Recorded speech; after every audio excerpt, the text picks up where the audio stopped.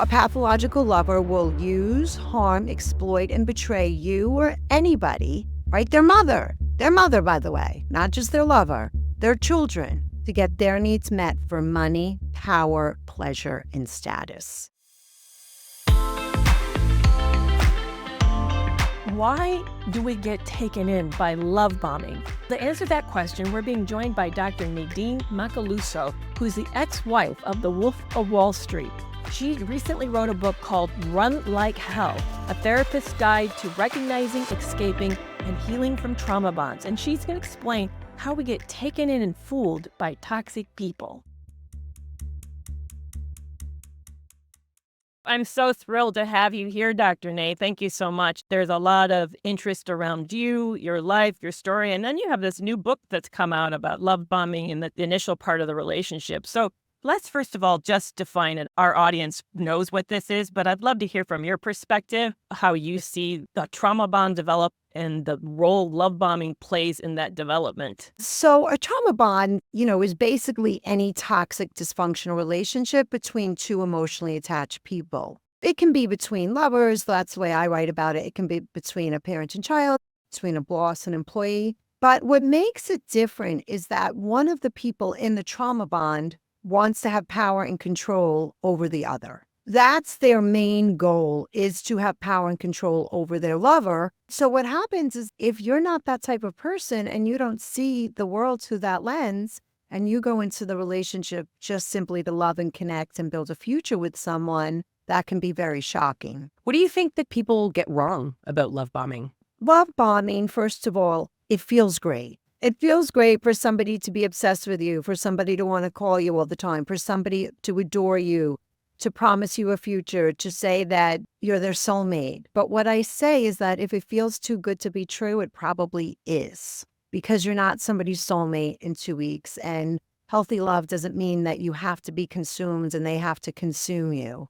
So it can be very tricky because I think we are wired for connection. And then all the oxytocin and the dopamine get flowing. And we're like, oh, we feel understood. We feel loved. But we don't really know that love bombing is a manipulation. It is a manipulative tactic to get us into a trance, to get us to fall for that person. I can already hear some people say, yeah, but I met my partner and I knew that they were the one within 4 days and we've been together forever and it's really great. So is there a difference between sometimes those just incredible matches? What would you say to that individual? Yes, some people can fall in love and meet, and it can last. But again, with a pathological person, the love bombing is a manipulation. So it's all about what's the intention behind the behavior. Yeah, some people can give you flowers that kind of feel good, and you're like, I met my person.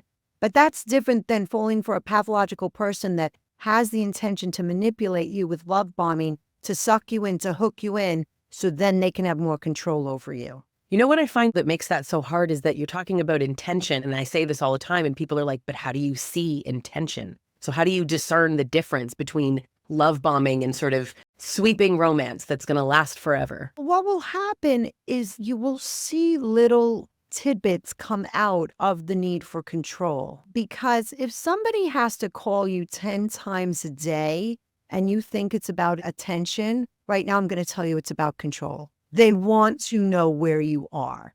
They want to keep track of you. And also what you'll realize is that when somebody just wants to give for the sake of giving, they're going to give without strings attached. But when somebody gives you so much in their love bombing and you do one thing that they don't like, it's like, but I did all that for you. Well, then no, but did you do all that for me out of the goodness of your heart because you love me? Because you wanted to control me? You know, one thing that you talk about in your book, and I talk about it as well, is mind mapping. I love that. Describe mind mapping, because I think that's a critical piece in that presentation of perfection of, oh my goodness, I've met this person who gets me. We don't realize that they've actually mapped us. They'll mirror you, right? So when you're a child, a parent mirrors their child so the child feels understood, right? We know that mirroring is a really important part of connection. You love sushi, I love sushi. You love tennis, I love tennis. So they want you to feel like you're two peas in a pod, that you're exactly alike. But we know we don't have to be exactly alike for love to work. In fact, love is about giving someone the space to be who they are And they're also mind mapping you in that they want to understand your vulnerability. I give the example of a young woman who didn't have a good father, a father who abandoned them. And then they know that about you. And then the second you don't do something they want, they abandon you to hit that wound. So it can happen two ways, marrying and then preying on your vulnerability. Some people think like, oh, my abuser's not smart enough to do that. It's not about intelligence, I know that, but what do you say to someone who sort of, mine can't be that strategic. He wouldn't be able to do that. Maybe that is true on some level. Some of what they do could be unconscious because let's say if they were very dominated as children, they don't really understand that they made a decision to vow never to be dominated again. They might not be that conscious of it. That is true. But if you don't think they're strategic, try and set a boundary with them. I think they test. I saw in my relationship, both Lisa and I are survivors as well, but early in the relationship, I saw there was subtle testing that I didn't know. It appeared almost like chivalry, like charm and gentleman behavior. But do you agree that there's this testing to see if this person's compliant enough? Yes, I completely believe that there is testing. Again, is it conscious, unconscious? I mean, we could argue that all day, but I know as I write about in my book that I score very high in agreeableness, which means that I'm a very compromising individual. I'm always trying to see the other person's side or be empathetic. So I do believe that my ex totally tested that. And whenever I did try to set a boundary, it got plowed through. Again, I didn't know about boundaries back then. And I was like, okay, let me just be cooperative. Let me also work with him on it. But yes, I do agree. Initially, they're always testing you to see if you can be manipulated. That's a real problem in that stage. I don't think people really realize that they're being conditioned and groomed and tested. You wouldn't think that. That's not how we think, how we see the world. So we think nobody would be that awful or that strategic. But what is going through the mind of this pathological lover? What's happening in their mind as they meet the person? That's the hard part. They are intentionally being manipulative. Love bombing is a manipulative strategy because they want you to fall madly in love with them. So if you look at that personality, they want power and control over you. So they're going to figure out ways to do it. They're going to condition you by being threatening and dominating. Fear is a great way to control somebody. They are going to manipulate you by lying right to your face. They're going to manipulate you by presenting to you what they think that you want. So especially like somebody like my ex who was incredibly bright. He definitely knew that this was a way to manipulate me so I would be easier and easier and easier and easier to control until I lost my sense of self. I saw a sample of that. I'm getting ready for something where I had to go through an archive of my documents. And this is how subtle it was. We were having a text conversation. I shared something vulnerable. And he said, I had tacos for lunch. The shift was so dramatic that it felt like an abandonment. And I remember in that moment, I felt left hanging, like he left the room. And a lot of people end up thinking they can't be really that sophisticated. And why? What's the motivation for all of this? What do you think's going on? Do you think they know that they're intimately avoidant, or do you think that they're that calculating? Yes. And I'm going to say one thing to what you just said. You can't have needs. So that's another sign, right? If you express a need, forget needs. But this is what I say. A pathological lover will use, harm, exploit, and betray you or anybody to get their needs met for money, power, pleasure, and status. That's simple. Wow. Say that again, because that's powerful. A pathological lover will use, harm, exploit, and betray you or anybody, right? Their mother, by the way, not just their lover, their children, to get their needs met for money, power, pleasure, and status. And that's what's driving the behavior. That is, the drivers are so interesting because I hear so many people sort of in disbelief. How could that be? And again, it's so far removed from how we operate, how we see relationships, see people, that we wouldn't operate under those same reasons. So it seems crazy. But I think when you look back and you sort of tie a lot of their behavior into knowing that it's control often and status and all of these things that make them feel superior, it can be really eye-opening. But many people really struggle with that. If you take those two sentences with the fact that they feel entitled and don't have a moral compass, then anything goes. Really, then anything goes. And when I say that to the women I work with, I often say, I'm going to say something that's really painful, and I'm not saying it to hurt you, but the love bombing in the good time was a manipulation. Yeah. Because I know it's painful to hear that, and I'm not looking to hurt them, but that's how you get rid of the cognitive dissonance. I just get so weary of victims being attacked because what we're talking about today, and I love the fact that we've been focusing on the grooming and on the one that does the grooming, because usually we look at why is a victim so vulnerable? Why do you think we just have this focus, this preoccupation with maligning victims for being victimized? I think because we live in a patriarchy, and patriarchy means that we focus on a hierarchy. And I think that it's easier to attack the victim. I mean, that's the whole reason I wrote my book, was to destigmatize the victim's perspective, because I've been there and I know, and I've worked with so many people.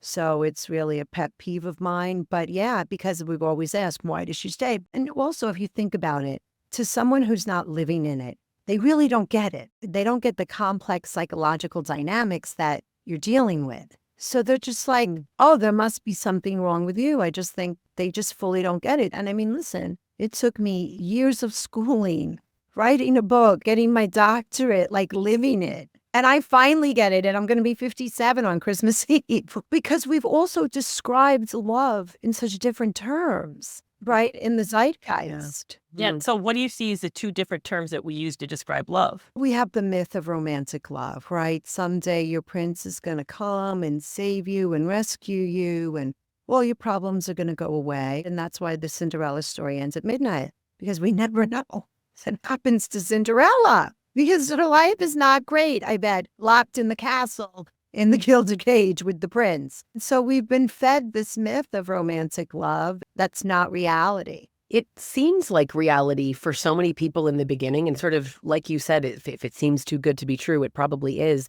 But I think people subscribe to that idea that your prince is going to come, and that when you meet him, it will feel like fireworks and amazing and this connection, not realizing that that was manufactured.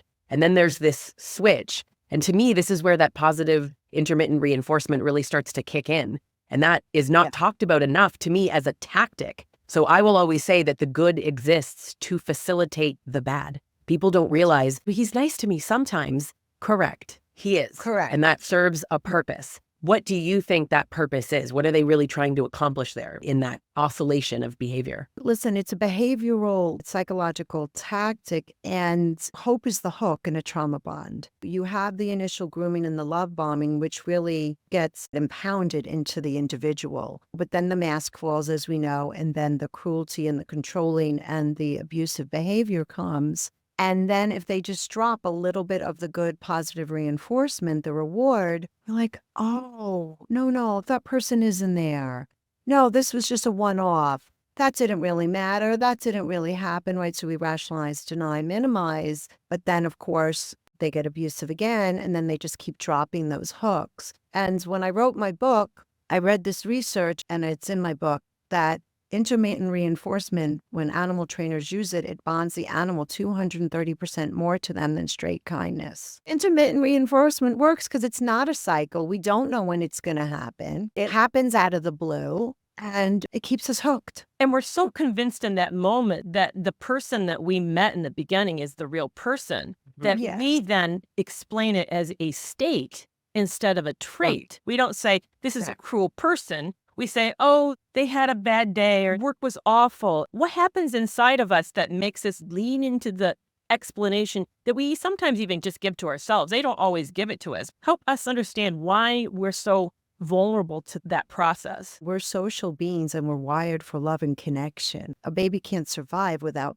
the mother. It's okay to be in a dyad, and it is fun and beautiful when it's a healthy dyad. And I think we're just so longing for that. And they did show us that, right? So it's not like it's not there. It is there, and we have experienced it. So I just think it's a natural human thing to long to connect and to long to feel merged with another person. But that's just the wrong person we're doing it with. Yeah, but it is really hard to see that, and I think the cognitive dissonance that we're experiencing about they are good and bad, They're the pain, the comfort, the knife, the Band-Aid. They're everything to us. You said Yes. something really powerful about trauma bonds are built on hope, hoping that they're that person, hoping that you get that version back. What do you think people can really do to sort of step away from that belief and just really see things clearly? Yeah, and that's what goes back to breaking the cognitive dissonance is they're not Romeo and Dirty John. They are just one pathological perpetrator.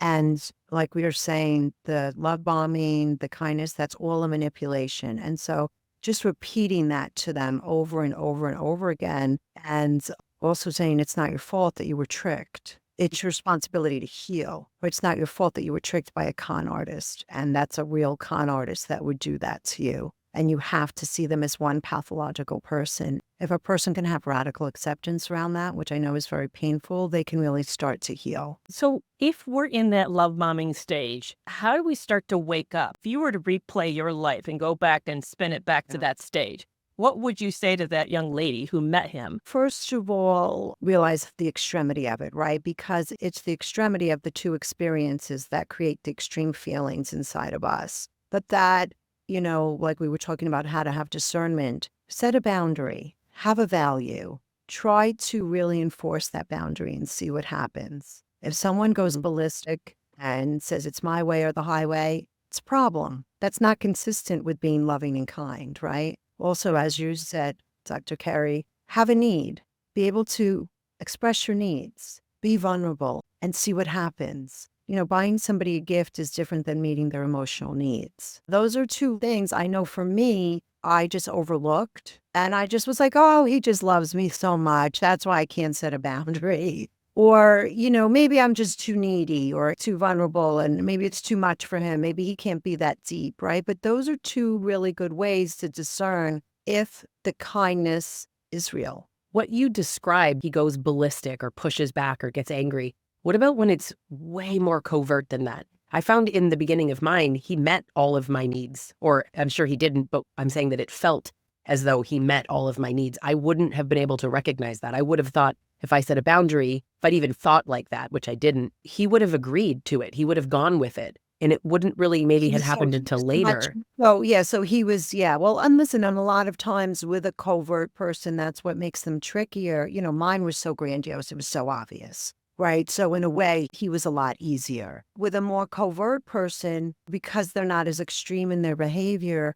I think you have to also really connect to what's happening inside of you, not in your head, what's happening between your neck and your pelvic floor. Like, what is happening with you when you're with this person? Are you having intuitions of this doesn't feel right, something feels off, because they're not as extreme in their behavior. So really more like connecting with yourself and trusting yourself. We haven't taught women to trust themselves. I had never felt my gut react as intensely as it was. It was like even predicting things. Like he would tell me things and it was dead on accurate. Right. I was like, how do you know that? I don't know how I know that. And then I'd find out it was accurate, but I didn't trust it. What happens to us that we learn not to listen to that? Well, I think in general, we don't really tell women have a voice, speak your truth, be authentic, connect to your body, trust yourself, right? These are all messages that we're not really given, again, because I think a lot of it is living in a patriarchy. And I just think it's part of the messages that we're giving. But like you say, when my ex asked me to marry him, I said yes. And my gut literally said, oh.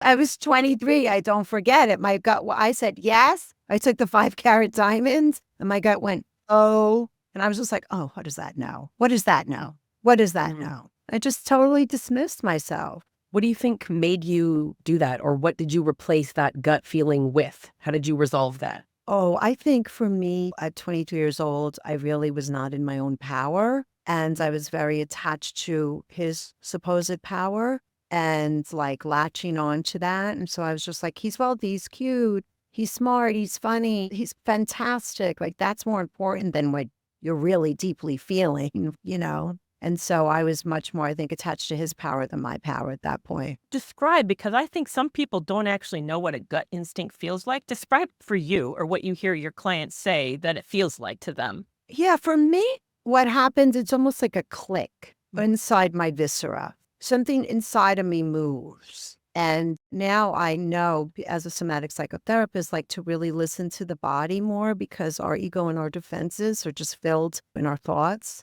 And so just really paying attention. This is where, to me, the authentic self lives. And so really getting much more in tune with what's happening inside in your internal world, in your body, not in the brain. You know, we've kind of reified the brain and thoughts, but going back to the body. Women are not taught that. I so agree with you. I think that we, as women especially, we get these mixed messages of follow your gut and don't be too hard on him and don't be so critical and lower your standards. But also you should be a human lie detector who knows exactly what he's thinking at the same time. And how dare you not That's know? right. There's something wrong That's with you for not knowing. Yeah, That's I can right. imagine that. 23 years old. Wow. Oh, yeah. I was so clueless. There's no words to describe my cluelessness. But yeah. And listen, when you think about our bodies, what they're capable of, I mean, they're capable of giving life to another being. It's a pretty strong container we have here. Yeah, I think we get caught up in trying to determine if someone's lying, which we get the majority of the time. I've heard recently that the research on that is we're roughly 50% wrong. In other words, just flip a coin. We're going to be as accurate as a coin toss. But Right. I have found that my gut was accurate 100% of the time. And you're right, it came in lots of different signals. It wasn't necessarily always fear. Sometimes it was just like disbelief. Sometimes I just knew something, like that click.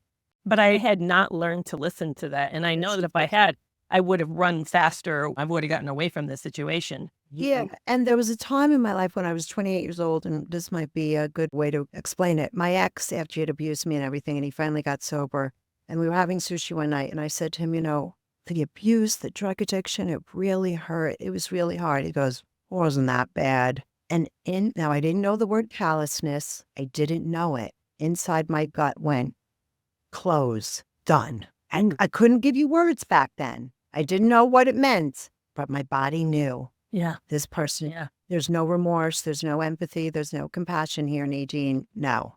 Yeah. That's very, I hate to use the word obvious, but sort of it's like you said, more grandiose, more overt. It's clear. The covert ones are so much harder because I know it was so bad. I treated you awful, but then there's no change to their behavior or it doesn't stick if there is change. But I think that's really right. hard to see that. Yes. Again, they're oscillating between kind and horrible. You still were Yes. so attached to that first person that we met. We really think that that's the real person. It's so hard to see the difference. But these are great tips. Yeah. But words not matching actions is huge, right? I mean, right. I always say we're in the Now we show know. me. We're in the show me phase. We're not in the tell me phase. Exactly. Well, this has really been wonderful. Thank you so much for this interview today. Where can people find you? And then we're going to jump over to the podcast extra. But I want to first just, how can people find you if they'd like to learn more about you or connect with you directly? Yeah, sure. Go to my website, drnate.com. I have tons of free assessments, trauma bond assessment, pathological lover assessment. You could always find me on Instagram, The Real Dr. Nadine, or, you know, who knows if TikTok will still be around, but Dr. Nate, NAELMFT. Well, I appreciate that so much. So we're going to hop over to the podcast extra and we're going to talk about The Wolf of Wall Street, because I know people are really excited to have questions about it. And I know I have some questions even just about what it felt like to have that movie come out. So we're going to hop over and ask you what I'm sure most people want to know, how it felt to have people want to know this stuff. But thank you so much for being on with us today. It's just been a real pleasure meeting you. And I'm thrilled that you're in this realm working with us and helping survivors. I think the fact that you've done that, made that flip, is just really freaking amazing. Yeah. Thank you. Thank you so much for having me. Thank you. Well, that's a wrap for this week's episode. Are you following me on TikTok, Facebook, Instagram, and YouTube? Find me at Kerry McAvoy, Ph.D. And whether you're in, consider leaving, or have left a narcissistic relationship, find community support at my Toxic Free Relationship Club. You can learn about this resource as well as others at kerrymcavoyphd.com. Now you don't need to wait a week to get your next podcast fix. Join Breaking Free from Narc Abuse at substack.com to get exclusive audio content for subscribers. To sign up, click the link in the show notes. And I'll see you back here next week.